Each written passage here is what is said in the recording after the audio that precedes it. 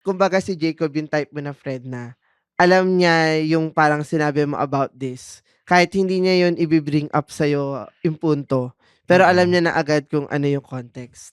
Ikaw ba, would Hmm, you how would you define oo. yourself? Ayan, paki-close up po na umaamin naman tayo na we are not 100% present, and I think you also know that. Ayan, Hmm. tumatango yung ating, evidence. Siguro parang dati it's more of siyempre with busyness in terms of life or like kung kasi there are times dun sa college 'di ba na, kunwari kasama tayo o kunwari may meeting nga tayo sa GKY, tapos biglang magpaparamdam yung orgs natin in a sense na Mm. biglang may ganito, biglang may issue, biglang may ganyan.